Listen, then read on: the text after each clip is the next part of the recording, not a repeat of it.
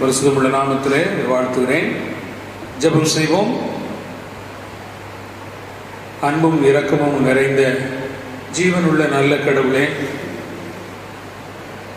இந்த அற்புதமான மாலை வேளைக்காக நன்றி செலுத்துகிறோம். ஒவ்வொரு நாளும் உடைய மிகுந்த தயவினாலும் இரக்கத்தினாலும் நீர் எங்களை காத்து வருகிறீர். நன்றி உணர்வோடு உடைய பாதத்திலே உமக்கு நாங்கள் ஸ்தோத்திரம் செலுத்துகிறோம். எங்களுடைய தோத்திர துதி பலிகளை ஆண்டவர் அங்கீகரிப்பீராக. உங்களுடைய ஆராதனையை ஏற்றுக்கொண்டு எங்களை ஆசீர்வதிப்பீராக. உடைய வல்லமை நிறைந்த உடைய வார்த்தைகளினாலே நீர் எங்களை பலப்படுத்தி ஸ்திரப்படுத்தி உடைய வசனத்திலே உறுதிப்படுத்தி உமக்கு சாட்சியாக இருக்க அருள் தருவீராக. எங்களுடைய இறை மன்றாட்டு ஒவ்வொன்றும் உங்களுடைய பார்வையிலே பிரீதியாக இருக்கவும் நீர் ஆண்டவரே நீர் கேட்டு எங்களுக்கு நன்மை செய்ய வேண்டும் என்றும் நாங்கள் சொல்லிக்கிறோம். இணைந்திருக்கிற ஒவ்வொரு பிள்ளைகளையும் தேவரீர் இந்த விசேஷித்த ஆராதனையில் நீர் அவர்களை ஆவியிலே வளர்ந்து பெருகுவதற்கும் உம்மோடு கூட நடப்பதற்கும் ஏற்ற விதத்திலே அமைய நீர் அருள் தர வேண்டும் என்று ஆண்டவரும் ரட்சகருமாகிய இயேசுவின் மூலம் ஜெபிக்கிறோம் நல்ல பிதாவே, ஆமென். இந்த நாளின் தியானத்திற்கு முன்பதாக ஒரு சில கவிகளை பாடி நாம் ஆண்டவரை ஆராதனை செய்வோம். அவர் ஆராதனைக்கு உரியவர், ஒரு நல்ல நேசர். திருமறையின் வாயிலாக அவரை காண கர்த்தர் கிருபை செய்தார். அவர் நமக்காக மரித்தவர்.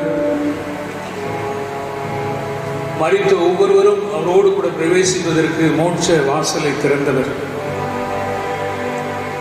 பலகீனம் சுகவீனம் என்று வரும்போது நம்மை நான் நேசிப்பது மட்டுமல்ல, நம்மை தேற்றுவதும் பாதுகாப்பதும் அவருடைய குணாதிசயம். அது உன்னதமான தெய்வத்தை உள்ளத்தின் ஆழத்திலிருந்து என்னோடு கூட இணைந்து நீங்கள் கவிகளை பாடி அவரை மகிமைப்படுத்த உங்களை அன்போடு கேட்டுக்கொள்கிறேன்.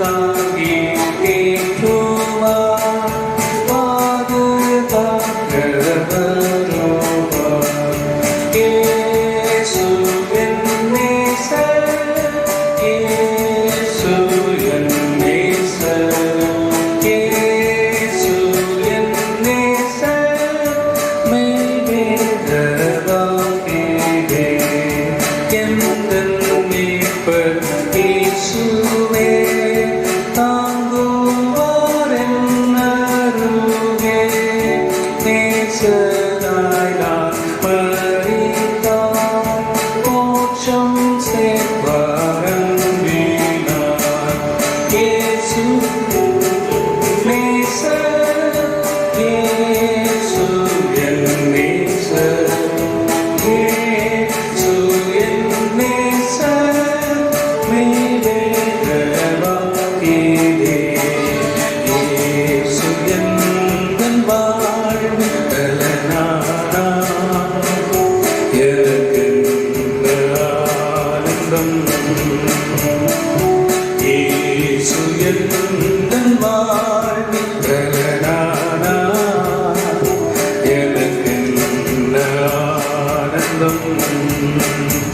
எந்தன் வாலிப காலமெல்லாம் எந்தன் வாழ்க்கையின் துணையானார்.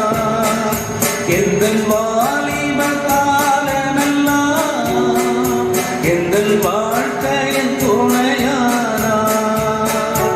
உன்னாமம் களைத்தோங்க நான் பாடுவேன் உமக்காக. எந்தன் இதயமே உம்மை பாடும், எந்தன் நினைவுகள் உமதாகும். எந்தன் இதயமே உம்மை பாடும், எந்தன் நினைவுகள் உமதாகும். இயேசு எந்தன் வாழ்வின் பலனானார். எனக்கென்ன ஆனந்தம். பெரும் தீமைகள் அகன்றோட, பொல்லா மாயைகள் மறைந்தோட. பெரும் தீமைகள் அகன்றோட, பொல்லா மாயைகள் மறந்தோட.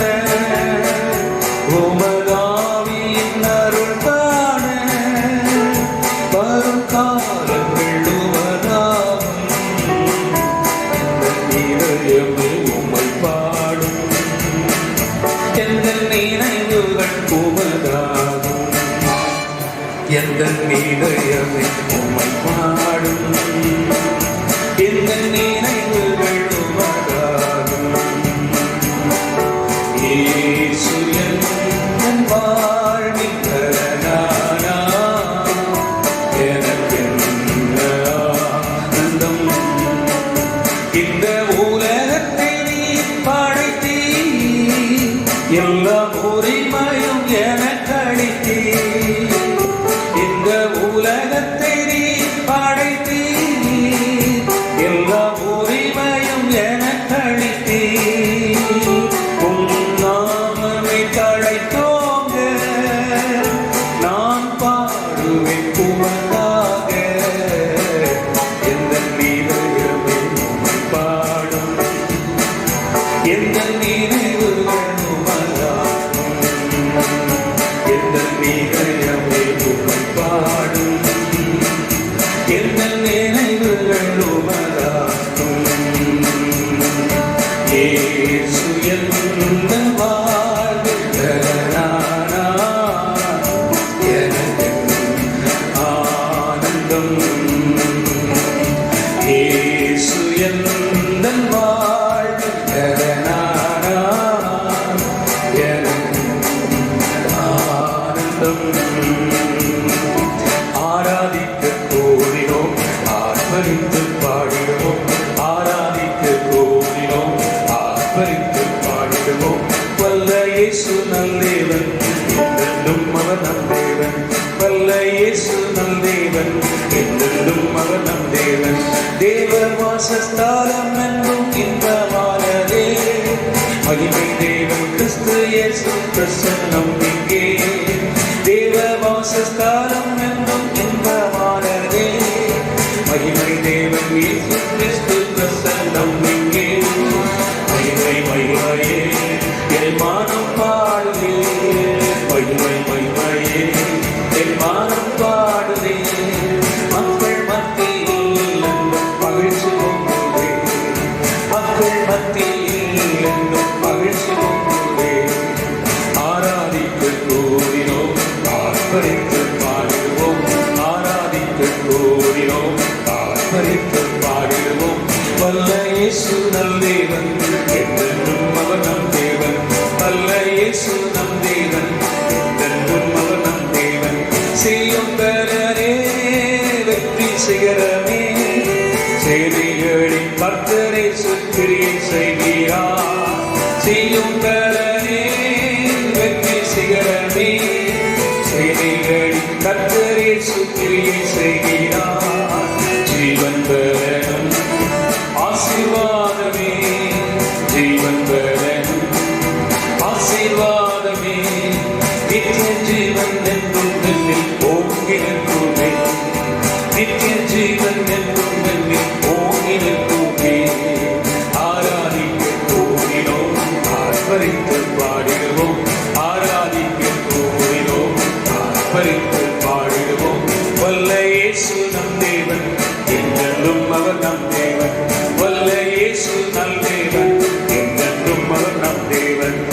கர்த்தர் சமூகம் என் வாழ்வின் மேன்மையே.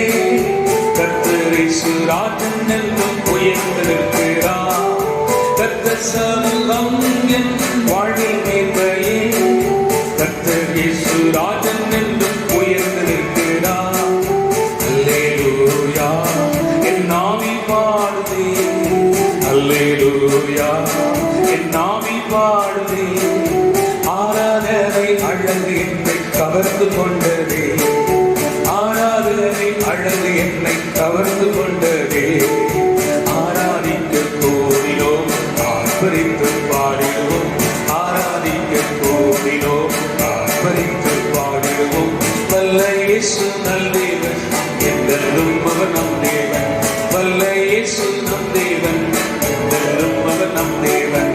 ஆராதிக்க கோடினோம் ஆர்ப்பரித்து பாடிடுவோம். ஆராதிக்க கோடினோம் ஆர்ப்பரித்து பாடிடுவோம். வல்ல இயேசு நம் தேவன் என்றென்றும் அவர் நம் தேவன். வல்ல இயேசு நம் தேவன் என்றென்றும் அவர் நம் தேவன். அல்லேலூயா. கண்ணை மூடி இந்த உன்னதமான தெய்வத்தை உற்று பார்ப்போம். ஒரு மனுஷன் நடுவிலே வாசம் பண்ணுகிற ஆண்டவர். எங்கே 2-3 பேர் நாமத்தினாலே கூடி வருவார்கள் அவர் நடுவிலே வாசம் பண்ணுவேன் என்று வாக்கு கொடுத்தவர். அவர் சொல் தவறாதவர், வாக்கு மாறாதவர், சொன்னதை செய்து முடிப்பவர். அந்த உன்னதமான தெய்வத்தினிடத்திலே நம்முடைய உள்ளத்தை திறந்து நம்முடைய பாரங்களை இறக்கி வைப்பார். ஆகவே அவர் நம்மை அழைத்திருக்கிறார். வருத்தப்பட்டு பார சுமக்கிறவர்களை என்னிடத்திலே வாருங்கள், நான் உங்களுக்கு இளைப்பாறுதல் தருவேன். கர்த்தர் மேலும் பாரத்தை வைத்து விடுவர்களுடைய ஆதரிப்பார். அந்த உன்னதமான தெய்வத்திற்கு முன்பதாக நம்முடைய உள்ளத்தை திறந்து நம்முடைய தனிப்பட்ட வாழ்க்கையிலே நம்முடைய தேவைகள், நம்முடைய எதிர்பார்ப்புகள் ஆண்டவருடைய சமூகத்திலே நாம் அப்படியே இறக்கி வைப்போம். நமக்கு நல்ல சுகம் பலம் தரும்படியாக இந்த ஊரடங்கு காலங்களிலே நமக்கு நிச்சயமாய் பற்றாக்குறைகள் இருக்கும், தேவைகள் இருக்கும், பலகீனங்கள் இருக்கும். தமிழத்திலே வருகிறவர்களை புறம்பை தள்ளாதவர், தம்மை நோக்கி கூப்பிடுகிறவர்களுக்கு அவருடைய செவிகளை திறந்து கேட்கிறார். தமிழத்தில் வருகிற எவரையும் ஒரு புறம்பே தள்ளாதவர், 2 கரங்களை விரித்து வா என் மார்பில் என்னை சாய்ந்து கொண்டு அழைக்கிறார். அந்த உன்னதமான தெய்வத்தினுடைய பாகத்தில் நம்முடைய குடும்பம், நம்முடைய பிள்ளைகள், நம்முடைய தேவைகள், நமக்கு இருக்கிற ஆபத்தான சூழ்நிலைகள், இவைகள் எல்லாவற்றையும் அவருடைய பாகத்தில் வைப்போம். அவருடைய பாகம் வரும்போது நம்முடைய உள்ளத்தின் உணர்வுகளை பார்க்கிறார்கள். நம்முடைய இதய துடிப்பை அவர் கேட்கிறார். என் உள்ளத்திலே எண்ணம் உருவாகும் முன்னே அறிந்த ஆண்டவர் என்னுடைய இயக்கங்களுக்காக அவருடைய செவிகள் திறந்திருக்கிறார். நாம் கேட்பதை நமக்கு தர வேண்டும் என்று காத்திருக்கிறார். கேட்காதவைகளை கொடுப்பேன் என்று வாக்கு கொடுத்திருக்கிறார். அவருடைய பாதத்திலே வருகிற பிள்ளைகளுடைய முகங்களை பிரகாசிக்கப்படுகிறார். நம்முடைய மனதில் இருக்கிற எல்லா துக்கங்களையும் வியாகுலங்களையும் அவர் அறிந்திருக்கிறபடியினால் அவைகளின் நடுவிலே அவருடைய சமாதானத்தை ஊற்றி நம்மை அமைதிப்படுத்துகிறார். அந்த அற்புதமான தெய்வத்திற்கு முன்பதாக என்னோடு கண்களை மூடி நீங்கள் இருக்கிற இடத்துல ஜெபிங்கள். நாம் ஆண்டவரை நோக்கி ஜெபிப்போம். பரிசுத்தமுள்ள நல்ல ஆண்டவரே, உம்மை நாங்கள் நன்றியோடு ஸ்தோத்திரிக்கிறோம் ஐயா. தகப்பனே, எங்கள் இருதயங்களின் ஆழங்களை அறிந்திருக்கிறவரே, எங்களுடைய எதிர்பார்ப்புகளை நீ திட்டமாய் அறிந்திருக்கிறவரே, இதோ உமக்கு முன்பதாக சபையாக, விசுவாசிகளாக, குடும்பமாக வந்திருக்கிறோம் ஆண்டவரே. தகப்பனே, இந்த அருமையான ஆபத்து நிறைந்த நாட்களிலே உம்முடைய ஒத்தாசை எங்களுக்கு வேண்டும், உம்முடைய தயவு எங்களுக்கு வேண்டும், உம்முடைய பாதுகாப்பு எங்களுக்கு வேண்டும் ஆண்டவரே. உம்முடைய 2 கரங்களினாலே எங்களை மூடி பாதுகாத்துக் கொள்வீராக. உம்முடைய சட்டைகளை எங்களுக்கு மறைவாக தருவீராக ஆண்டவரே. தகப்பனே, நாங்கள் செபிக்கிறோம். குறிப்பாக ஆண்டவரே, இந்த தொற்று வியாதியினாலே இந்த திருச்சபையில் உள்ள பிள்ளைகள் பலர் பாதிக்கப்பட்டு ஆண்டவரே பரிபூர்ண சுகத்தோடு இந்த இல்லத்திற்கு வந்திருக்கிறார்கள். அருமையான அன்பு தாயார் இயேசு மரியாள் அவர்களுக்கு நீர் அற்புதமாக சுகத்தை கொடுத்து இல்லம் அழைத்து வந்திருக்கிறீர். உமக்கு கோடான கோடி நன்றி செலுத்துகிறோம். அருமையான தம்பி மரியராஜ் அவர்களை கர்த்தர் குணப்படுத்தி நீ கொண்டு வர இருக்கிறதற்காக மக்கள் நன்றி செலுத்துகிறோம். ஆண்டவரே, இந்த குவாரண்டைன்ல எங்களுடைய ஆண்டவரே பிள்ளைகள் அநேகர் இருக்கிறார்கள். அவருடைய மன நிலைகளை நீ அறிந்திருக்கிறீர். ஆண்டவரே தகப்பனே, நீர் இறங்கி ஆண்டவரே அவருடைய மனதிலே அமைதியும் சமாதானத்தையும் கொடுப்பீராக. பயங்களை எல்லாம் மாற்றுவீராக. கர்த்தர் என்னை எல்லா பயத்துக்கும் நீங்களாக்கி என்னை மீட்டார் என்று சொல்லத்தக்கதாக நீர் அவர்களுக்கு இரக்கம் பாராட்டுவீராக. அவருடைய உள்ளத்திலே எந்த ஆண்டவரே நடுக்கமும் இல்லாதபடி, அவிசுவாசம் இல்லாதபடிக்கு கர்த்தர் அவர்கள் குரண்டை முடிந்து ஆரோக்கியமாக வந்து சேர நீ கிருபை தர வேண்டும் என்று நாங்கள் ஜெபிக்கிறோம். சின்ன பிள்ளைகள் இருக்கிறார்கள், வாலிப பிள்ளைகள் இருக்கிறார்கள், வயோதிபர்கள் இருக்கிறார்கள். ஆண்டவரே நாங்கள் ஜெபிக்கிறோம் அப்பா, அவர்களை நீர் ஆபத்து அவர்களை தீண்டாதபடி ரட்சிப்பீராக. அருமையான அன்பு சகோதரர் அந்தோணி தாஸ்காக ஜெபிக்கிறோம். அவருடைய சிகிச்சையை வாய்க்கு செய்து பரிபூர்ண சுகத்தோடு வந்து சேர நீ உதவி செய்வீராக. அன்பு தம்பி ரவிக்காக ஜெபிக்கிறோம். அருமையான டேவிட் ராஜாவுக்காக நாங்கள் ஜெபிக்கிறோம். ஆண்டவரே தகப்பனே, இந்த தீங்கு நாளில் எங்களுடைய கூடாரம் மறைபவர்களுக்கு கிடைப்பதாக. எங்கள் குறைவுகள், எங்கள் குற்றங்கள், எங்கள் பாவங்கள், எங்களுடைய துணிகரங்கள் எங்களுடைய வாழ்வின் அழிவுக்கு காரணமாகி விடாதபடிக்கு கர்த்தாவே நீ விடுதலையை கொடுப்பீராக. ஒரு மனம் மாறுதல் உண்டாவதாக. உமக்கு முன்பாக மனதை அடிமைப்படுத்த தாழ்த்த உதவி செய்வீராக. கர்த்தாவே, உமக்கு உடைய சமூகத்திலே விசுவாசத்தோடும் நம்பிக்கையோடு நாங்கள் ஜெபிக்கிறோம். ஆண்டவரே, குவாரண்டைனிலிருந்து வெளியே வந்திருக்கிறவர்களுக்காக உமக்கு நன்றி. அவர்களை தொடர்ந்து நீ பலப்படுத்தி காத்துக் கொள்வீராக. இன்னமும் ஆண்டவரே சரீரத்திலே பலவீனத்தோடு இருக்கிறார்கள். அப்படி உள்ளான ஆண்டவரே எண்ணங்களிலே அதிகமான பயமும் திகிலும் இருக்கிறது. பயப்படாதே, நான் உனக்கு துணை நிற்கிறேன் என்று அந்த யாக்கோபை பார்த்து சொன்னீரே.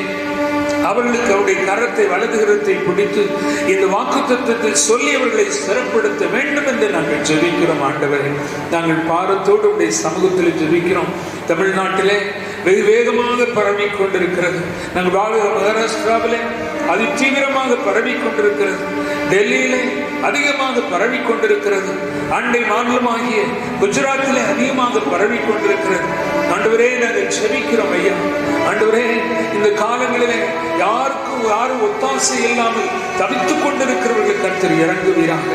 சுகவீனமாய் மருத்துவமனையிலே சேர்ந்து சமீபத்திலே ஆண்டவரே நித்தியத்துக்கு வந்து சேர்ந்த அருமையான ஞானவழி முத்தியாவுக்காக ஜெபிக்கிறோம். ஆண்டவரே, அவளுடைய மனைவி பிள்ளைகளுக்காக ஜெபிக்கிறோம்.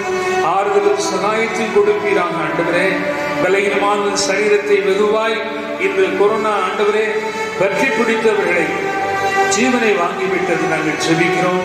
அந்த குடும்பத்துக்கு ஆறுதலையும் சகாயத்தையும் கொடுப்பீராங்க. காயத்தின் திகிலையும் மாற்றியவர்களை காத்துக் கொள்வீராக. இன்னும் ஆண்டவரே, எங்களுக்கு தெரியாமல் நீ எத்தனை பேர் இந்த வியாதியிலே தொற்றிலே பாதிக்கப்பட்டிருக்கிறார்கள். அவர்கள் எல்லாரையும் நீர் அறிந்திருக்கிறீர்கள். தயவாய் இறங்கி விடுவிப்பீராக. எங்கள் தேசங்களிலே இந்த பிடியிலும் சிக்கியிருக்கிற ஒவ்வொருவரையும் மீட்டு எடுக்க வேண்டும் என்று சொல்லிக்கிறோம். விரைவிலே கொரோனா இல்லாத, COVID-19 இல்லாத ஒரு தேசமாக இந்த தேசத்தை மாற்றுவீராக. அரசு அதிகாரிகள் உண்மையாய் நேர்மையாய் ஆண்டவரே இதை செய்ய உதவி செய்வீராக. முன்னணியில் இருக்கிற மருத்துவர்களுக்காக, செவிலியர்களுக்காக, ஆண்டவரே பணியாளர்களுக்காக நாங்கள் பாரத்தோடு செபிக்கிறோம். ஆண்டவரே, பல மருத்துவமனைகளில் இவர்களை கவனிப்பதற்கு செவிலியர்களும் இல்லை, போதுமான மருத்துவர்களும் இல்லாதபடிக்கு பற்றாக்குறை ஏற்பட்டிருக்கிறது. அநேக மருத்துவர்கள் ஆண்டவரை காலங்களில் அதிகமாக இந்த தொற்று நாளில் பாதிக்கப்பட்டிருக்கிறார்கள். செவிலியரும் பாதிக்கப்பட்டிருக்கிறார்கள். காவல்துறையில் உள்ள பாதிக்கப்பட்டிருக்கிறார்கள்.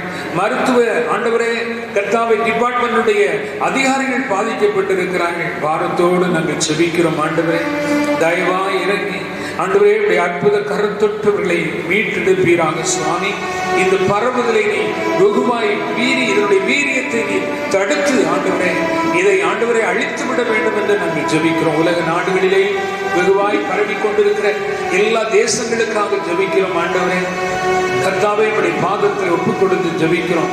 மரணத்தின் எண்ணிக்கையும் அதிகமாக போய் கொண்டிருக்கிறது. ஆண்டவரே, உலக மருத்துவ ஆண்டவரே அந்த டிபார்ட்மெண்ட் சொல்லி இருக்கிறது, ஆண்டவரே அந்த ஆர்கனைசேஷன் சொல்லி இருக்கிறது. நாங்கள் ஜெபிக்கிறோம், இப்படி இந்த நிலையிலிருந்து ஒரு பெரிய விடுதலை கட்டளையிட வேண்டும் என்று மன்றாடுகிறோம். ஊருக்கு போக வேண்டும் என்று இருக்கிறவர்களுக்கு அதற்கான வழிகளை திறந்து கொடுப்பீராக. அவருடைய மனம் ஆண்டவரே பேதலித்து அவர்கள் மன உளைச்சலோடு இல்லாதபடிக்கு ஒரு வழியை திறந்து கொடுப்பீராக சுவாமி. ஆண்டவரே ஆலயத்திலே ஆராதனை நடத்த வேண்டும் என்று சொல்லி எல்லாருடைய உள்ளத்திலே வாஞ்ச விருப்பங்கள் இருக்கிறது. ஆனால் அதற்கோ பல தடைகள் இருக்கிறது. ஆண்டவரே பாரத்தோடு நாங்கள் ஜெபிக்கிறோம். உடைய சித்தப்படி ஏற்ற காலங்களிலே ஒன்றாக உன்னுடைய சமூகத்தில் ஆராதனை செய்வதற்கு நீ உதவி செய்வீராக. ஜெபிக்கிறோம் ஆண்டவரே. தொடர்ந்து தேவையோடு இருக்கிற பிள்ளைகள், பலகீனத்தோடு இருக்கிற பிள்ளைகள், மன உளைச்சலினாலே பாதிக்கப்பட்டிருக்கிற பிள்ளைகள் எல்லாரும் உடைய பாதத்தில் ஒப்புக் கொடுக்கிறோம். கர்த்தாவே நீ தயவாய் இறங்கி உடைய அற்புத கரம் நீட்டி ஒவ்வொருவரையும் நீ விடுவிக்க வேண்டும் என்று நாங்கள் ஜெபிக்கிறோம். உடைய வார்த்தைகளை தியானிப்பதற்கு பரிசுத்த ஆவியானவர் எங்களுக்கு உதவி செய்வீராக. இன்று எங்களுக்கு தேவையான மன்னாவை தந்து எங்களை ஆண்டவரே ஆவியிலே வளர்ந்து பிறகும் உம்மோடு இணைந்து நடப்பதற்கான ஆண்டவரே பலத்தையும் ஆரோக்கியத்தை பெற்றுக்கொள்ள உதவி செய்வீராக. உம்மை அதிகமாய் கிட்டி சேருவதற்கு, நெருங்கி வாழ்வதற்கு, உம்மோடு கூட சேர்ந்து நடந்து ஆண்டவரே நீ வழிநடத்தி செல்கிற பாதையிலே செல்வதற்கு எங்களை பக்குவப்படுத்துவீராக, தகுதிப்படுத்துவீராக சுவாமி. ஒப்புக் கொடுக்கிறோம். தொடர்ந்து எங்களுடைய திருச்சபையுள்ள எல்லா ஆண்டவரை பொறுப்பாளர்களுக்காக, குறிப்பாக அங்கங்களுக்காக, எங்கள் திருமண்டலத்தின் பேராயருக்காக, அனைத்து ஆயர்புர மக்களுக்காக, எங்களுடைய அனைத்து திருச்சபைகளுக்காகவும் நாங்கள் ஜெபிக்கிறோம். ஒவ்வொரு திருச்சபைகளில் உள்ள விசுவாசிகளையும் நீ பாதுகாத்துக் கொள்வீராக. ஆண்டவரே குறிப்பாக இங்கே தேசத்திலே உடைய ராஜ்யத்தை கட்டி எழுப்பிக் கொண்டிருக்கிற மிஷனரி குடும்பங்களுக்காக ஆண்டவரே அந்த குடும்பங்களில் எந்த பாதிப்புகள் வராதபடி காத்துக் கொள்வீராக. அதை ஆண்டவரே நடத்துகிற ஆண்டவரே ஆண்டவரே ஊழியர்களுக்காக ஜெபிக்கிறோம். அனைத்து ஆர்கனைசேஷனுக்காக ஜெபிக்கிறோம். கர்த்தாவே உமக்கு நன்றி. இந்த ஊழியங்களை ஆண்டவரே நடத்தி ஓய்வு பெற்று வயது முதிர்ந்த காலங்களில் பலகீனமாயிருக்கிற பிள்ளைகள் உண்டு சுவாமி. குறிப்பாக சாம் கமலேசனுக்காக ஜெபிக்கிறோம். அருமையான பேட்ரிக் அண்ணனுக்காக நாங்கள் ஜெபிக்கிறோம். ஆண்டவரே நவநீதன் அண்ணனுக்காக ஜெபிக்கிறோம் சுவாமி. தகப்பனே இப்படி பலகீனமாக இருக்கிற வயது முதிர்ந்த காலத்தில் பலகீனமாக இருக்கிறவர்கள் எல்லாரும் நீ பலப்படுத்துவீராக. வியாதிக்கு விலைக்கு ரட்சிப்பீராக. பூர்ண ஆயுசை அவர்களுக்கு ஈவாக கொடுக்க வேண்டும் என்று நாங்கள் ஜெபிக்கிறோம். தொடர்ந்து அனைத்தையும் அப்பா நீ பொறுப்பேற்று செம்மையாய் சீராய் வழி நடத்துவீராக. இயேசு கிறிஸ்துவின் மூலமாக ஜெபிக்கிறோம் நல்ல பிதாவே. ஆமென், ஆமென்.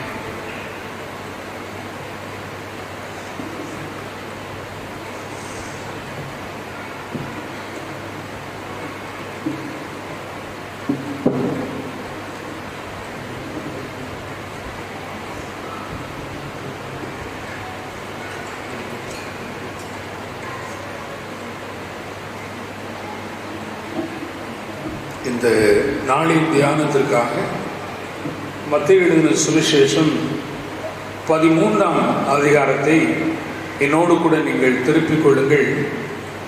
அதிலிருந்து 23ஆம் வசனத்தை இந்த நாளிலே நாம் தியானத்திற்காக எடுத்துக்கொள்ளலாம். 13வது அதிகாரம் 23வது வசனம் இவ்விதமாக சொல்லுகிறது: நல்ல நிலத்தில் விதைக்கப்பட்டவனோ வசனத்தை கேட்கிறவனும் உணர்கிறவனுமாயிருந்து 100ஆகவும் 60ஆகவும் 30ஆகவும் பலன் தருவான். இன்று நம்முடைய தலைப்பு, உங்களுடைய இருதயம் ஒரு வளமான நிலமா, ஒரு செழிப்பான நிலமா? Is your heart is a fertile land, fertile soil? கிறிஸ்துவுக்குள் அன்பானவர்களே, நம்முடைய இருதயம் எப்படிப்பட்டதாக இருக்கிறது? அது பலன் கொடுக்கிற இருதயமாக இருக்கிறதா அல்லது பலகீனமான இருதயமாக இருக்கிறதா? இந்த அருமையான ஊமையை நாம் பார்க்கும்போது, விதைக்கிறவன் விதையை விதைக்கிறான். விதைகள் 3 விதமான பகுதிகளிலே விழுகிறது. நல்ல நிலத்தில் விழுகிறது, முட்கள், கற்பாறை போன்ற பகுதிகளிலே விழுகிறது. கற்பாறையில் விழுகிற அந்த விதைகள் அந்த நிலத்திலே ஆழமாக போக முடியாதபடிக்கு கற்பாறை இருக்கிறபடினாலே அது கொஞ்ச நாள் வளர்ந்து தீர்ந்து போயிடுது. முட்கள் நிறைந்த நிலப்பகுதியில் விழுகிறபடினாலே வளர்ந்து வந்தாலும் அது முட்களால் நெருக்கப்பட்டு பலன் கொடுக்க முடியாமல் போய்விடுகிறது. ஆனால் நல்ல நிலத்தில் விழுகிற அந்த விதைகளோ அது 1, 10, 100 அதிகமாக பலன் கொடுக்கிறது என்பதை ஆண்டவராக இயேசு இங்கே சொல்லியிருக்கிறதை நாம் அறிந்து கொள்ள முடியும். ஒருவேளை நாம் வாழ்கிற பகுதி, உங்களுடைய கிராமங்களிலே நீங்கள் இருக்கிற பகுதி ஒரு வளமான விவசாயம் நடைபெறும் ஒரு பகுதியாக இருக்கலாம். நல்ல காய்கறி விளையலாம், நல்ல விளைச்சல் கிடைக்கலாம். எந்த பகுதிக்கு சுற்றி திரிந்தாலும் நிச்சயமாக நம்முடைய சொந்த ஊர் பகுதிகளிலே விவசாயம், மழை பெய்கிற காலங்களிலே விவசாயம் மிக செழிப்பாக இருக்கும். எல்லா இடங்களிலும் கண்குளிர எல்லாம் பச்சை பச்சையாக காணப்படும். நெற்கதிர்கள் எல்லாம் அப்படியே விளைந்து அப்படியே தலைவணங்கி கிடக்கும். இப்படி ஒரு செழிப்பான நிலத்தை கொண்டவர்களாக நம்முடைய தேசத்தில் அல்லது நம்முடைய வாழ்கிற பகுதிகளிலே, நம்முடைய ஊர்களிலே அதை நாம் உணர முடியும். அதை இந்த நாட்களிலே நம்முடைய இருதயத்தோடு நாம் ஒப்பிட்டு பார்ப்போம். நம்முடைய இருதயம் ஒரு நல்ல நிலமாக, அதாவது முழுமையான கனி கொடுக்கிற, பலன் கொடுக்கிற ஒரு இருதயமாக இருக்கிறதா என்பதை நாம் சிந்தித்து பார்க்க வேண்டும். அப்படி வேண்டும் என்று சொன்னால் நம்முடைய இருதயத்தை ஒரு சீரான இடத்திலே வைத்துக் கொள்ள வேண்டும். சரியான இடத்திலே நாம் நம்முடைய இருதயத்தை வைத்துக் கொள்ள வேண்டும். இந்த உவமையிலே சொல்லப்பட்டிருக்கிற இந்த நிலமானது விசுவாசிகளுக்கு அவர்கள் இருதயங்கள் கனி கொடுப்பதற்கு நல்ல தகுதியுள்ள நிலமாக இருக்க வேண்டும் என நினைப்பூட்டுகிறது. ஆண்டவராக இயேசுவை பின்பற்றுகிறவர்கள் அல்லது அவருடைய விசுவாசத்தை அவருடைய பிள்ளைகளுடைய அதிகாரத்தோடு வாழ்கிறவர்கள் ஒவ்வொரு நாளும் அவரோடு கூட நடக்க, கடந்த வாரத்திலே நாம் தியானிக்கும் போது நம்முடைய நடையை குறித்து நாம் தியானித்தோம். இன்றைக்கு நம்முடைய இருதயத்தை குறித்து நாம் தியானிக்கிறோம். ஆவிக்குரிய வாழ்க்கையில நம்மை பரிசோதித்து பார்த்து ஆண்டவரோடு கூட நடப்பதும், ஆண்டவருக்கு உகந்த நடை மட்டுமல்ல, உகந்த இருதயம் கொண்டவர்களாக இருக்க வேண்டும் என்பதற்காகத்தான் நம்மை குறித்தே தியானிக்கும்படியாக ஆவியானவர் நமக்கு உதவி செய்திருக்கிறார். ஆகையினாலே நம்முடைய இருதயங்கள் ஒரு வளமான இருதயமா, ஒரு நல்ல இருதயமா, கிறிஸ்துவுக்கு அன்பானவர்களே, ஒரு நிலத்தை எடுத்துக்கொண்டால் அந்த நிலத்திலே அந்த நிலம் தனக்கு கிடைக்கிற ஒவ்வொன்றையும் அப்படியே அப்சர்வ் பண்ணுவது, அதை அப்படியே தனக்குள்ளே எடுத்துக்கொண்டால் அது பலன் உள்ளதாக இருக்கும். கடவுள் ஒரு நிலம் வளமாக இருப்பதற்கு அதற்கு மழையை பெய்ய பண்ணுகிறார், அதற்கு உஷ்ணத்தை கொடுக்கிறார், அதன் மீது தென்றல் காற்றை வீச பண்ணுகிறார். இயற்கையிலேயே கடவுள் இந்த நிலம் வளமாக இருப்பதற்கான எல்லாவற்றையும் அவர் செய்கிறார் என்பதை நாம் நன்றாக அறிந்திருக்கிறோம். வெயில் காலம் முடிந்து மழைக்காலம் வரும்போது ஐயோ அறுவடை நேரத்திலே மழை வந்து விடக்கூடாது என்று நாம் நினைப்போம். அதுபோல அறுவடை முடிந்த பிறகு மழை வந்தால் இன்னொரு மகசூல் நாம் செய்து விடலாம் என்று நாம் வேண்டுவோம். அப்போ இந்த நிலத்தை பக்குவப்படுத்துகிறவர் தெய்வம்.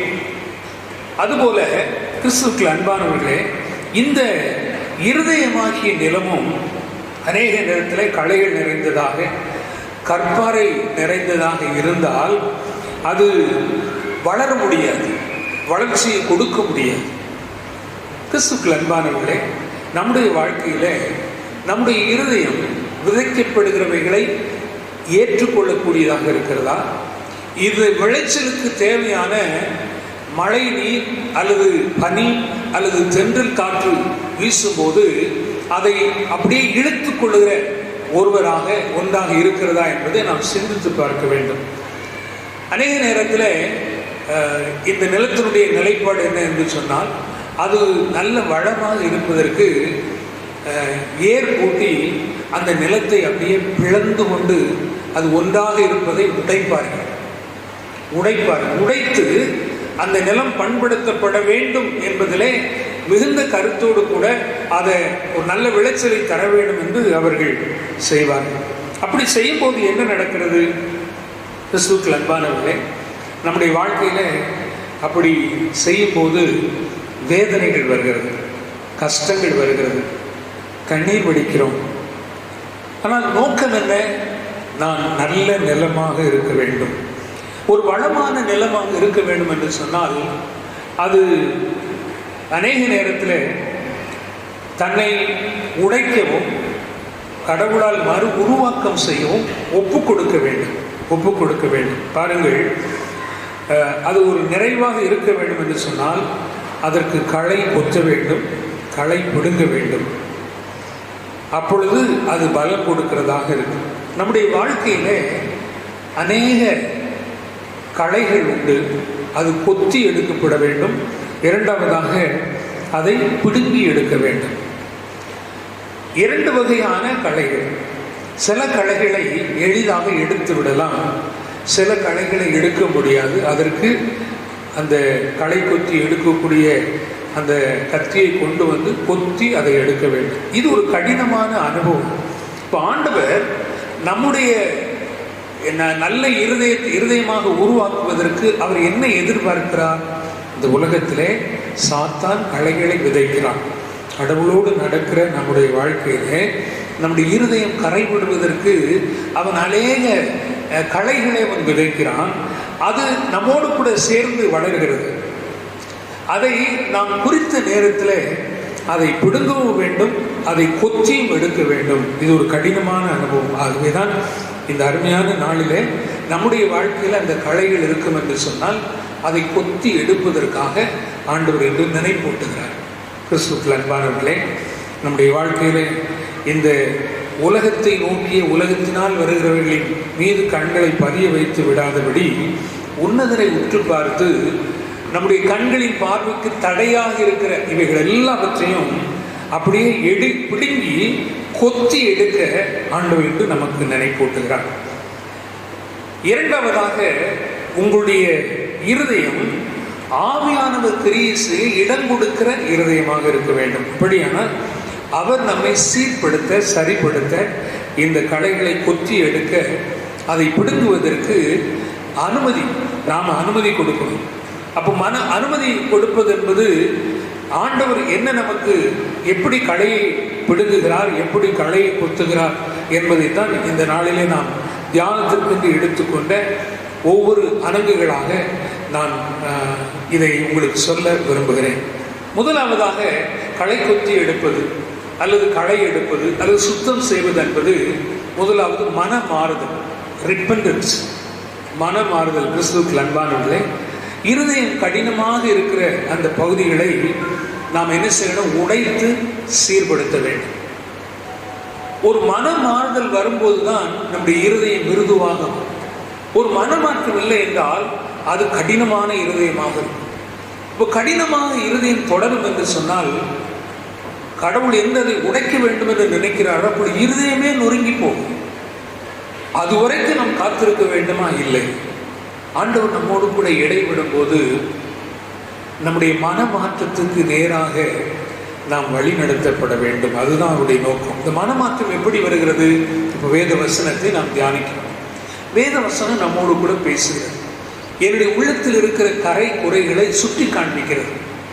அப்போ நம்முடைய உள்ளத்திலே நாம் செய்த தவறை உணர்ந்த உடனேயே, ஐயோ நான் தவறு செய்து விட்டேன், அதிலிருந்து எப்படி நான் மீள வேண்டும் என்கிற ஒரு உணர்வு நமக்குள்ளாக வரும். இதுதான் மனமாற்றம். அப்போ முதலாவதாக கடவுள் நல்ல வளமான இருதயமாக நிலமாக நாம் இருக்க வேண்டும் என்று சொன்னால் அவர் மனமாற்றத்திற்கு நேராக நம்மை வழி நடத்துகிறார். அப்பொழுது அந்த மனமாற்றம் வரும்போது இந்த கடினமானவைகள் எல்லாம் தாமாகவே உடைந்து தெரித்துவிடும். அப்போ இந்த மனமாற்றம் நடப்பதற்கு அடுத்த படி என்னவென்று சொன்னால் குற்ற உணர்வு. நான் இந்த காரியத்தை செய்திருக்கிறேன், இந்த காரியத்தை செய்தபடினாலே தான் இன்றைக்கு நான் கடினமாக இருக்கிறேன், நான் ஒரு வளமான நிலமாக இல்லாதிருக்கிறேன். அப்போ நம்முடைய வாழ்க்கையில மனம் மாறுதல் ஏற்படுவதற்கு முதலாவதாக நமக்குள்ளே ஒரு குற்ற உணர்வு, நான் பாவி, நான் தவறு செய்திருக்கிறேன், இந்த குற்றத்தை செய்திருக்கிறேன் என்கிற உணர்வு வேண்டும். இந்த உணர்வு வரும்போதுதான் மனம் மாறுதல் ஏற்படும். கிறிஸ்துவுக்குள் அன்பானவர்களே, இளையகுமாரனை குறித்து நமக்கு நன்றாக தெரியும். அவன் தன்னுடைய தகப்பனிடத்திலிருந்து எல்லாவற்றையும் வாங்கி கொண்டு தனக்குரிய எல்லாவற்றையும் வாங்கிட்டு வெளியே போயிட்டான். ஆனால் போன இடத்துல எல்லாவற்றையும் இழந்து போன பிறகு அவனுடைய உள்ளத்துல எல்லாமே இல்லை. இப்பொழுது அவன் தன்னுடைய தகப்பனுடைய வீட்டை எண்ணி பார்க்கிறான். எங்க அப்பாவு கூட இருக்கும்போது நான் எவ்வளவு மகிழ்ச்சியாக இருந்தேன், எனக்கு என்ன குறைவு இருந்தது? நான் தவறு செய்து விட்டேன், நான் பாவம் செய்தேன், என் தகப்பனுக்கு விரோதமாக நான் தவறு செய்தேன், தவறு இழைத்து விட்டேன். என்று நம்முடைய உள்ளத்திலே உணர்த்தப்படுகிறான், குத்தப்படுகிறான். குற்ற உணர்வு, நான் செய்த தவறு. கிறிஸ்துவுக்குள் அன்பானவர்களே, ஆண்டவர் நம்மிடத்திலே வேத வசனங்களை வாசிக்கும் போது நம்மை உணர்த்துகிறார்.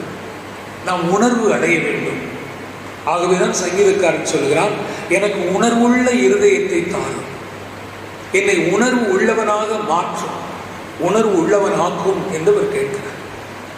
உணர்வற்றவர்கள் மரித்து போனவர்கள். அப்படியானால் அவர்கள் பாவத்துக்கு செத்து போயிருக்கிறார்கள், உணர்வடைய மறுக்கிறார்கள். இப்போ மனம் மாறுதல் வர வேண்டும் என்று சொன்னால் கன்விக்ஷன், நான் தவறு செய்திருக்கிறேன், நான் குற்றம் செய்திருக்கிறேன், நான் பாவம் செய்திருக்கிறேன். இந்த அருமையான தொற்று பரவுகிற காலங்களிலே கர்த்தர் நம்மிடத்திலே உணர்த்துகிற ஒவ்வொரு காரியம் என்ன தெரியுமா? எப்பொழுது இந்த தொற்று நமக்கு வரும் தெரியாது. அப்ப தொற்று வந்தவர்கள் எல்லாம் பாவம் செய்தவர்களா? இல்லை. அவர்களுக்கும் மனம் மாறுதலுக்கான ஒரு வாய்ப்புகள் கர்த்தர் கொடுக்கிறான். உடனே சட்டுப்புட்டு நம்ம உயிர் எடுத்துறல. மனமாறுதலுக்கு நேராக அங்க மருத்துவமனையில் பெட்ல இருக்கும் போதே அவர்கள் குற்ற உணர்வை உணர்ந்து பார்க்கலாம். நான் கடவுளுக்கு விரோதமாக செய்தேன், நல்ல வாழ்க்கை வாழவில்லை, அவருக்கு பிரியமாக நான் வாழவில்லையே, அப்படியானால் என்னுடைய வாழ்க்கையில என்ன தவறு இந்த காலங்களிலே மேலோங்கி இருக்கிறது? ஆண்டவர் உணர்த்துவார், உண்மையாகவே உணர்த்துவார். உணர்த்தப்படும் போது உள்ளத்திலே ஆண்டவர் உணர்த்துகிற அந்த தவறுகளை அவரிடத்திலே அறிக்கை செய்து விட வேண்டும், அறிக்கை செய்து விட்டுவிட வேண்டும். கிறிஸ்துவுக்குள் அன்பானவர்களே, அவன் அப்படித்தான் தீர்மானித்தான். ஒன்று செய்வேன், தகப்பனிடத்திலே போவேன், தகப்பனே உமக்கு விரோதமாக பரத்துக்கு விரோதமாக நான் தவறு செய்தேன் என்று நான் சொல்லுவேன் என்று உள்ளத்தில் தீர்மானம் எடுத்தான். அப்ப நான் ஒரு வளமான நிலமாக இருப்பதற்கு ஆண்டவர் என்னை களை கொத்தி களை பிடுங்கும் போது, என்னை சுத்தம் செய்யும் போது நான் இடம் கொடுக்க வேண்டும். ஆமே,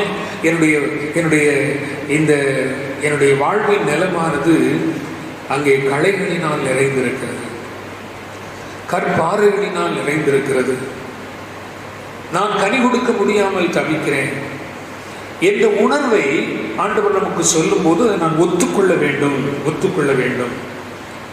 மூன்றாவதாக சுயத்தை வெறுப்பது. இல்ல, நம்முடைய சுயம், செல்ஃபிஷ்னஸ், சுயத்தை வெறுப்பது.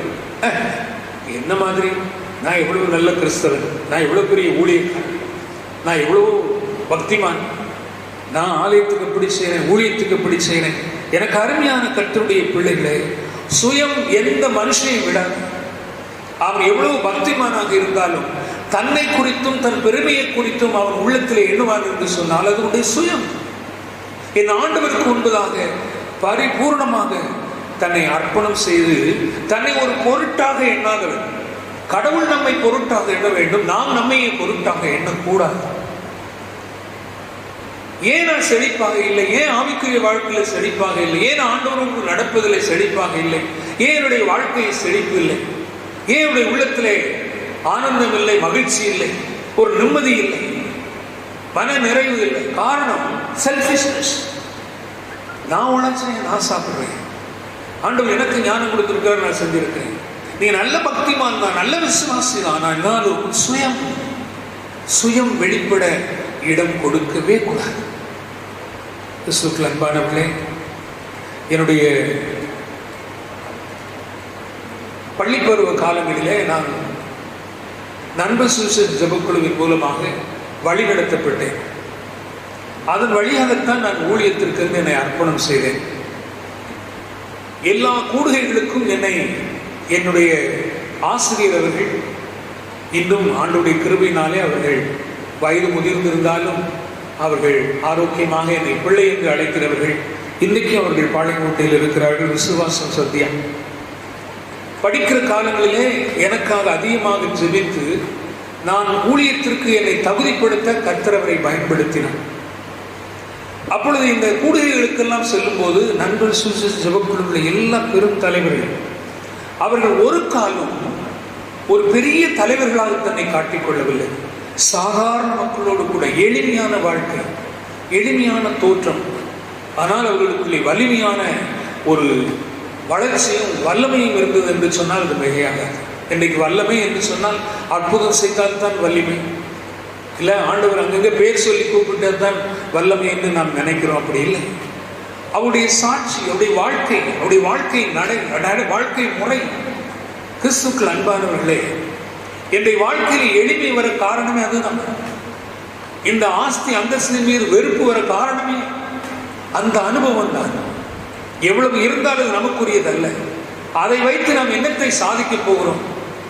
ஒன்றையுமே நாம் கொண்டு போக போவதில்லை என்கிற ஒரு பெரிய உணர்வு தான். கிறிஸ்துவுக்குள் அன்பானவர்களே, இப்படிப்பட்ட ஒரு அற்புதமான குணநலங்களை நான் அங்கே கற்றுக்கொண்டேன். சுயத்தை வெறுப்பது, என்னிடத்திலே வசதி, என்னுடைய பணம், என்னுடைய சொத்து, என்னுடைய அதிகாரம், என்னுடைய பதவி, இவைகளினாலே எனக்கு ஒரு மேன்மையும் கிடைக்கப் போவதில்லை. என் ஆண்டவருக்கு முன்பதாக, ஆண்டவரே நான் ஒன்றுமில்லை, நான் எளிமையான ஒருவனாக. ஆவி எளிமையுள்ளவர்கள் பாக்கியவான்கள். எல்லாவற்றிலும் எளிமையாக இருக்க ஆண்டவர் கற்றுக் கொடுத்தார். மதுரைக்கு படிக்க சென்ற போது 20 பைசா டிக்கெட் பஸ். அந்த 20 பைசாவுக்காக நான் நடந்து செல்வேன், அதை சேமித்து வைக்க வேண்டும் என்பதற்காக. அப்படிப்பட்ட ஒரு நல்ல மனப்போக்கத்தை ஆண்டவர் கொடுத்தார். எவ்வளோ பணம் சம்பாதித்தாலுமே அதன் மீது நாட்டத்தை ஆண்டவர் கொடுக்கவில்லை. காரணம், அது என்னுடைய சொந்த வாழ்க்கையை, சுய வாழ்க்கையை என்னுடைய சுயநலமாக வைத்துவிடும் என்பதனாலே பிறர் நலம் கருதி வாழும்படியாக ஆண்டவர் பக்குவப்படுத்தினார். சுயம் மேலோங்கு விடாதபடி நம்மை ஆராய்ந்து பார்க்க வேண்டும். ஒரு நல்ல வளமான நிலமாக இருப்பதற்கு கிறிஸ்துவுக்குள் அன்பானவர்களே, நீங்கள் ஆயக்காரன் பரிசேயன் 2 பேரும் ஜெபம் பண்ண போனாங்க. பரிசேயன் தன்னை குறித்து ரொம்ப பெருமையாக ஆண்டவருடைய சமூகத்திலே சொல்லி ஜெபித்தான். இந்த ஆயக்காரன் தூரத்தில் நின்றான். அவன் என்ன சொன்னான்? பாவியாகி என் மேல் கிருபையாயிரு. அவன் தன்னுடைய கண்களை கூட ஏறெடுத்து பார்க்க துணியவில்லை. அவன் தன்னை ஒரு தரை மட்டும் தாழ்த்தினான். தன்னுடைய சொந்தத்தை, சுயத்தை குறித்து அவன் பட்டியலிடவில்லை. அப்போ ஒரு நல்ல வளமான நிலமாக இருக்க வேண்டும் என்று சொன்னால் சுயநலம் இல்லாதவர்களாக இருக்க வேண்டும். இப்ப இவைகளெல்லாம் சீரமைய வேண்டும் என்று சொன்னால் ஒரு மனமாறுதல், ஒரு குற்ற உணர்வு, அப்புறம் இந்த சுயத்தை எல்லாம் நாம் வெறுக்க வேண்டும் என்று சொன்னால் ஆவியானுடைய ஒத்தாசை நமக்கு தேவை. அப்ப ஆவியானுடைய ஒத்தாசை தேவை என்று சொன்னால் ஆவியானுடைய வாழ்க்கையிலே கிரியை செய்ய நாம் இடம் கொடுக்க வேண்டும். We must give a way to work the Holy Spirit in our life. என்னுடைய வாழ்க்கையிலே ஆவியானவர் கிரியை செய்ய நான் இடம் கொடுக்க வேண்டும். கிறிஸ்துவுக்குள் அன்பானவர்களே, ஆவியானவர் கிரியை செய்ய இடம் கொடுக்கும் போது மட்டுமே நம்முடைய வாழ்க்கையிலே வளமாக, ஒரு வளமான நிலமாக அல்லது ஒரு வளமான வாழ்க்கை நாம் வாழ முடியும் என்பதை நாம் அறிந்து கொள்ள வேண்டும். அப்படியானால் கிறிஸ்துவுக்குள் அருமையானவர்களே, ஆவியானவரை ஆண்டவர் நமக்கு கடவுள் தந்திருக்கிறார். அவர் நம்மை நெறிப்படுத்துவார், நம்மை சீர்படுத்துவார், நமக்கு உணர்த்துவார். நீங்கள் வேதத்திலே வாசிக்கும் போது அவரை குறித்து யோவான் 14வது அதிகாரத்திலே அவரை குறித்து தேற்றரவாளன் என்று சொல்லப்பட்டிருக்கிறது. தேற்றரவாளன், யாருக்கு இந்த தேற்றரவாளன் தேவை? இரண்டாவதாக அவரை குறித்து உதவியாளர் என்று சொல்லப்பட்டிருக்கு, ஹெல்பர் என்று சொல்லப்பட்டிருக்கிறது. மூன்றாவதாக அவர் நடத்துகிறவர் என்று சொல்லப்பட்டிருக்கிறது. கிறிஸ்துவுக்குள் அன்பானவர்களே, ஆவியானவர் எப்பொழுது நம்மோடு கூட இருக்கும்படியாக அருளப்பட்டவர்கள். அவர் நம்மை நடத்துவார், நம்மை நடத்துவார். நடந்து செல்லும் பாதைகளிலே நமக்கு கஷ்டங்கள் வரும்போது நமக்கு உதவி செய்வார். அவர் உதவி செய்ய வல்லவராக இருக்கிறார் என்று வேதம் சொல்கிறது. மூன்றாவதாக அவர் நம்மை தேற்றுவார். ஏன்? வாழ்க்கையிலே நமக்கு வருகிற நெருக்கங்கள், கஷ்டங்கள், அதை தவிர்த்து நாம் வாழ முடியாது. அதன் வழியாகத்தான் செல்ல வேண்டும். நெருக்கமான பாதையின் வழியாகத்தான் செல்ல வேண்டும். அப்படி போகும்போது மனம் பாதிக்கப்படுகிறோம், மனம் உடைகிறோம், நொறுங்கி போகிறோம். அப்பொழுது அவர் நம்மை தேற்றுவார். கிறிஸ்துவுக்குள் அருமையானவர்களே, அநேக நேரத்தில் நாம் பலமுறை ஜெபிக்கிறோம். நமக்கு வேதனைகளும் கஷ்டங்களும் வருகிறது, ஜெபிக்கிறோம். வியாதி வருகிறது, ஜெபிக்கிறோம். ஆண்டவர் எப்படியாவது இதிலிருந்து எனக்கு விடுதலை தர வேண்டும் என்று சொல்லி நாம் ஜெபித்துக் கொண்டே இருக்கிறோம். ஆனால் வேதனை இருக்கிறது, சுகவீனம் இருக்கிறது, சுகமாகவே இல்லை. ஆனால் நாம் வாழ்ந்து கொண்டே இருக்கிறோம். எப்பொழுதோ மரித்து போக வேண்டியவர்கள் இன்னும் வாழ்ந்து கொண்டிருக்கிறோம்னா காரணம் என்ன? கர்த்தர் நம்மோடு கூட இருந்து நம்மை தட்டி கொடுத்து நம்மை வழிநடத்தி வருகிறார். என்னுடைய வேதனைகளை அவர் தாமேல் ஏற்றுக்கொண்டு அதை லகுவாக்கி எனக்கு நியமித்த பாதையிலே ஓடுவதற்கு எனக்கு உதவி செய்கிறார். அப்போ கிறிஸ்துவுக்குள் அன்பானவர்களே, நம்முடைய வாழ்க்கையிலே நாம் ஒரு வளமான நிலமாக இருப்பதற்கு, ஒரு வளமான கர்த்தருடைய பிள்ளைகளாக வாழ்வதற்கு பரிசுத்த ஆவியானவருக்கு நாம் பூர்ணமாக ஒப்பு கொடுக்கும் போது அவர் தம்முடைய விருப்பப்படி நம்மை நடத்துவார். நமக்கு எங்கெல்லாம் உதவி தேவைப்படுகிறதோ அங்கே உதவி செய்வார். எங்கெல்லாம் நம்ம கஷ்டப்படுகிறோம், வேதனைப்படுகிறோமோ அப்பொழுது நம்ம கூட தான் இருக்கிறேன் என்று நம்மை தட்டி கொடுப்பார். நோவுகள் இல்லாமல் வாழ்வு இல்லை. எனக்கு பூர்ண ஆயுசு வேணும், ரொம்ப வருஷம் வாழணும்னு நம்ம நினைக்கிறோம். அது நல்லது, அது நம்முடைய ஆசை. ஆண்டவர் ஒருபோதும் வேண்டாம் என்று சொல்ல மாட்டார். ஆனால் இந்த பாதையிலே நமக்கு வேதனைகள் நிச்சயமாக இருக்கும், சுகவீனங்கள் இருக்கும், நடக்க முடியாமல் இருக்கலாம், படுக்கையில் இருக்கலாம். ஆனால் ஆண்டவர் நீண்ட ஆயுசை கொடுப்பார். இந்த காலங்களிலே அவர் நம்மை ஸ்திரப்படுத்துவதற்காக, நம்மை பலப்படுத்துவதற்காக, இந்த வியாதியின் பாதையிலே நம்மை வழிநடத்துவதற்காக நம்ம கூடவே இருப்பார். அப்ப ஆவியானவர் நம்மிலே கிரியை செய்ய இடம் கொடுத்தோம் அப்படின்னா அவர் நம்மை அதற்கேற்றபடி நடத்துவார். ஏர் பூட்டி நிலத்திலே விழும்போது வேதனை அதிகமாகத்தான் இருக்கும்.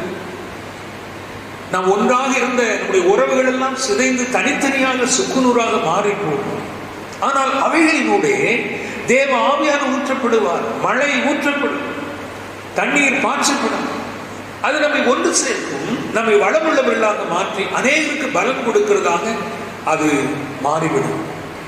ஆகினாலே கிறிஸ்துவுக்குள் அருமையானவர்களே, நல்ல நிலமாக, ஒரு வளமான செழிப்பாக நிலமாக இருக்க வேண்டும் என்று சொன்னால் ஆவியானவர் நம்மிலே கிரியை செய்ய நாம் இடம் கொடுக்க வேண்டும். அவை ஆவியானவரை குறித்து சொல்கிறது, அவர் நம்மை சத்தியத்திற்குள்ளாக நடத்துவார். He leads us into truth. உண்மைக்கு நேராக வழி நடத்துவார். அப்போ நாம் சிறப்பாக ஒரு உகந்த, ஒரு உத்தமமான, ஒரு சீரான, ஒரு சரியான, ஒரு நல்ல வளமான ஒரு நிலமாக, கனி கொடுக்கிற நிலமாக இருக்கும்போது அவர் நம்மை உண்மையின் வழியாக நடத்துவார். அவருக்கு நல்ல நிலமாக இருக்க வேண்டும் என்பதற்காக குறுக்கு வழியிலே ஏதோ தவறை செய்து நாம் லக்கை அடைவது என்பதல்ல. எனக்கு நியமித்த பாதையிலே நாம் ஓட வேண்டும் என்று வேதம் சொல்கிறது. எனக்கென்று நியமித்த பாதை. ஏன் அவரை மாதிரி இல்லை, ஏன் இவரை மாதிரி இல்லை? இல்லை, நமக்கென்று ஒரு தனித்தன்மை ஆண்டவர் வைத்திருக்கிறார். கிறிஸ்துவுக்குள் அன்பானவர்களே, நீங்கள் எப்பொழுது ஆண்டவராக இயேசுவை ஏற்றுக்கொள்ளுகிறீர்களோ அப்பொழுது உங்களுக்குள்ள ஒரு தனித்துவத்தை ஆண்டவர் கொடுக்கிறார். இன்னொருவருக்கு கொடுத்தது போல உங்களுக்கு கொடுக்க வேண்டும் என்பதல்ல, தேவன் உங்களுக்கு இந்த சிறப்பானதை கொடுக்க விரும்புகிறார். தேவனுடைய பார்வையில் நீங்கள் சிறப்பானவர்கள். அதற்கு அந்த உணர்வு விசுவாசனுடைய உள்ளத்தில் இருக்கும்போது மாத்திரமே நீங்கள் ஆண்டவருக்காக ஒரு நல்ல வளமான நிலமாக வாழ முடியும். கிறிஸ்துவுக்குள் அன்பானவர்களே, நீங்கள் ஒரு வளமான நிலமா யோசித்து பாருங்கள். அப்படியே கண்களை மூடுவோம், ஜெபம் பண்ணுவோம், ஆண்டவருடைய கரங்களிலே நம்மை ஒப்புக் கொடுப்போம். கர்த்தர் உங்களையும் என்னையும் உருவாக்கி இருக்கிறார். நல்ல நிலமாகிய இருதயத்தை தந்திருக்கிறார். களைகள் இருந்தால் அதை சுத்தப்படுத்துவார், அவசியப்பட்டால் கொத்தி எடுப்பார். நமக்கு நியமித்த ஆவிக்குரிய வாழ்க்கையிலே நடந்து செல்லும் போது அவருக்கென்று நியமித்த ஒரு நல்ல நிலமாக நாம் உருவாக்கி கொண்டிருக்கும் போது நமக்கு நெருக்கங்கள் வரும், கஷ்டங்கள் வரும். நம்முடைய சுய இஷ்டத்தின்படி நாம் செய்ய அனுமதியாமல் அவருடைய சித்தத்தின்படி செய்ய அவர் நமக்கு உதவி செய்வார். எல்லாரும் ரொம்ப செழிப்பா இருக்கிறாங்க, எவ்வளோ வசதி உள்ளவர்கள் எல்லாம் எப்படி இருக்கிறாங்களே என்று நம்முடைய உள்ளத்தில் எண்ணங்கள் வரும். ஆண்டவர் அப்பொழுது உள்ளத்திலும் என்னிடத்திலும் சொல்லுவார், அவர் நமக்கு போதுமானவர் என்பதை உறுதி செய்வார். நான் உனக்கு போதும். அவருடைய வாழ்க்கையிலே போதுமானவராக இருந்தார். அதனால் ஆண்டவருடைய கரங்களிலே, இந்த அருமையான ஊரடங்கு காலங்களிலே, ஆண்டவரே என்னுடைய கரத்தில் ஒப்புக் கொடுக்கிறேன் ஐயா, என்னை ஒரு சிறந்த உகந்த நல்ல செழிப்பான ஒரு நிலமாக நீ விதைகளை விதைக்கும் போது அதற்கு ஏற்ற விதத்திலே நான் கனி கொடுப்பதற்கு பலம் கொடுப்பதற்கு என் வாழ்க்கையில் நீ எல்லாம் அனுமதிக்கிறீரோ அதை நான் ஏற்றுக்கொண்டு ஒரு சிறந்த பலனை கொடுக்கிறவளாக என்னை மாற்றும் ஆண்டவரே என்று சொல்லுவோம். நம்முடைய சுயம் ஒரு மேன்மையை கொண்டு வர இயலாது. நான் அல்ல ஆண்டவரே, நீங்க. நான் அல்ல, நீங்க. வயது முதிர்ந்தாலும், இளம் வயதுள்ளவர்களாக இருந்தால், நடுத்தர வயதுள்ளவர்களாக இருந்தால், சிறியவர்களாக இருந்தாலும் என் ஆண்டவர் விரும்புகிற ஒரு வாழ்க்கை, என் தெய்வம் எதிர்பார்க்கிற ஒரு வாழ்க்கை, அவர் என்னை எப்படியெல்லாம் வளப்படுத்த விரும்புகிறார் அதற்கு உட்பட்டு வாழ்கிற ஒரு வாழ்க்கை, அதை ஆண்டவர் நம்மிடத்தில் எதிர்பார்க்கிறார். அருமையான அன்பு சகோதரனே, அன்பு சகோதரியே, நீ ஒரு வளமான நிலமாக இருக்க வேண்டும் என்று விரும்புகிறார். நீ ஒரு வளமான நிலமாக இருக்க வேண்டும் என்று விரும்புகிறார். ஒரு மனமாற்றத்திற்கு நேராக கர்த்தர் உன்னை நடத்தும் போது நீ இடம் கொடு. அவருடைய வாழ்க்கையில் இருக்க குறைவுகளை சுட்டி காண்பிக்கும் போது அதை உணர்ந்து அவருக்கு ஒப்புக்கொடு. உனக்கென்று ஒரு திட்டத்தை வைத்திருக்கிறாயே, அதை அல்ல, தேவனுடைய திட்டத்திற்கு ஒரு சுயத்தை மாற்றி கர்த்தருடைய சொந்தத்திற்கு உன்னை ஒப்புக்கொடு. வாழ்க்கையில சீராக சரியாக வாழ்வதற்கு பரிசுத்த ஆவியானவர் நமக்கு தேவை. அவர் உன்னை எப்படி நடத்த விரும்புகிறாரோ அதற்கு அவருடைய வல்லமைக்குள்ளாக அடங்கியிரு. உன்னை ஒரு செழிப்புள்ள நிலமாக, ஒரு வளமான நிலமாக, உன் வாழ்க்கை ஒரு செழிப்புள்ள வாழ்க்கையாக, ஒரு சமாதானம் நிறைந்த வாழ்க்கையாக, ஆரோக்கியமுள்ள வாழ்க்கையாக, என் ஆண்டவரை மகிமைப்படுத்துகிற வாழ்க்கையாக உன்னை வழிநடத்த முடியும். அந்த ஆண்டவருக்கு உன்னை ஒப்புக் கொடுப்பாயா? அன்பு நிறைந்த ஆண்டவரே, உடைய பரிசுத்தமுள்ள கருத்தில் என்னையும் இந்த அன்பு பிள்ளைகளையும் ஒப்புக் கொடுக்கிறேன். ஆண்டவரே, உடைய வார்த்தைகளை கேட்டுக்கொண்டிருந்த ஒவ்வொருவருக்காக ஜெபிக்கிறோம். பலகீனமான சரீரம் ஒருவேளை அவருடைய வாழ்க்கையில அவருடைய சரீரத்தில் இருக்கலாம், அதன் வழியாக அவர்கள் கடந்து செல்லலாம். ஆண்டவரே, நீ பலப்படுத்துகிறவர், நீ பலப்படுத்துகிறவர். ஆண்டவர், அவர்கள் அறிந்து கொள்ள உதவி செய்கிறார். நீ நியமித்த வாழ்க்கைக்கு தன்னை பூரணமாக அர்ப்பணிக்கும் போது ஆண்டவரே, வாழ்க்கையின் கடைசி வரைக்கும் அவர்கள் வளமுள்ளவர்களாக இருக்க வேண்டும் என்பதை எங்களுக்கு கற்றுத் தந்திருக்கிறேன். எங்களுடைய சுயம் முற்றிலுமாய் மறை ஆண்டவர் உதவி செய்கிறார்கள். நாங்கள் நினைத்ததுதான் நடக்க வேண்டும் என்கிற எண்ணத்திலிருந்து மாறுபட உதவி செய்கிறார்கள். நீ நினைத்ததுதான் நடக்க வேண்டும் என்பதற்கு உடன்பட உதவி செய்கிறார்கள். எங்கள் மீது மழையும் வெயிலும் காற்று வீசும்போது நெருக்கமாகத்தான் இருக்கிறது. ஆனால் அவைகளின் வழியாய் கடந்து செல்வதற்கு எங்களோடு கூட இருக்கிறீர் என்ற அந்த உணர்வு எங்களுக்குள்ளே இருப்பதாக நாங்கள் அழிந்து போவதற்காக அல்ல, நாங்கள் செழிப்பாக இருக்க வேண்டும் என்கிற ஒரே ஒரு காரணத்துக்காக நீ அதை செய்கிறீர் என்ற அந்த விசுவாசத்தை எங்களிலே ஆழமாக வேறுபட செய்கிறார்கள். நாங்கள் உங்களுடைய பார்வையில் இருக்கிறோம். நீர் எங்களை காண்கிறீர். நீர்தான் எங்களை ஆண்டவரே எங்களை வழிநடத்துகின்ற இந்த உணர்வு எங்களுக்குள்ளே ஆண்டவரே அதிகமாக இருக்க நீ கிருபை செய்கிறார்கள்.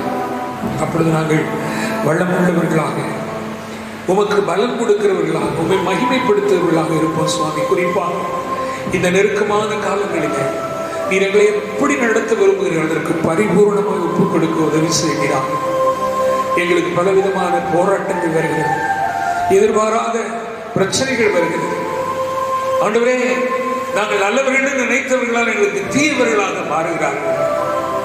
எங்களை தவறாக புரிந்து கொண்டவர்கள் ஏராளம், எங்களை வெறுக்கிறவர்கள் ஏராளம். உண்மை நிலையை அறியாமல் ஆண்டவரே எங்களை உதறித்தள்ளுகிற ஏராளமான பேர் ஆண்டவரை இன்று நம்முடைய வாழ்க்கையில குறுக்கிடுகிறார்கள். பாரத்தோடு நாங்கள் ஜெபிக்கிறோம். உங்களுடைய தெய்வீக நோக்கம் நிறைவேற ஒரு வளமான நிலமாக, ஒரு வளமான வாழ்க்கை வாழ்வதற்கு நீர் அனுமதிக்கிற ஒவ்வொன்றையும் மனப்பூர்வமாக ஏற்றுக்கொண்டு உங்களுடைய ஒத்தாசையினாலே நாங்கள் செழிப்புள்ளவர்களாக, பலன் கொடுக்கிறவர்களாக, அதிகமான பலன் கொடுக்கிறவர்களாக இருக்க எங்களை உருவாக்கி கனப்படுத்துவீராக. எத்தனை நெருக்கங்கள் வந்தாலும் நீர் எங்களோடு கூட இருக்கிறீங்க, இந்த உணர்வு எங்களை ஆழமாக வேறுண்டு உதவி செய்கிறார். சுவாமி, உலகத்தின் முடிவு பரியந்தம் உங்களோடு கூட இருக்கிறேன் என்று சொன்ன எங்கள் தெய்வம், நான் உன்னை விட்டு விலகுவதும் இல்லை, கைவிடுவதும் இல்லை என்று வாக்கு கொடுத்தவர். பரிசுத்த ஆவியானவராக எப்பொழுது உங்களோடு கூட இருக்கும்படியாக கொடுக்கப்பட்டிருக்கிறார் என்ற அந்த வாக்கின்படியே நீர் எங்களை கடைசி வரைக்கும் வழிநடத்தும். நம்மளோடு சேர்ந்து வழிநடந்து கர்த்தாவே ஒரு செழிப்பான வளமான நிலத்தை போல எங்களுடைய வாழ்க்கையை அருள்ச்சு எங்களை தாழ்த்தி தருகிறோம் சுவாமி. உமக்கு கனத்தை மகிமையும் செலுத்துகிறோம். இயேசு கிறிஸ்துவின் மூலமாக ஜெபிக்கிறோம் நல்ல பிதாவே. ஆமென், ஆமென்.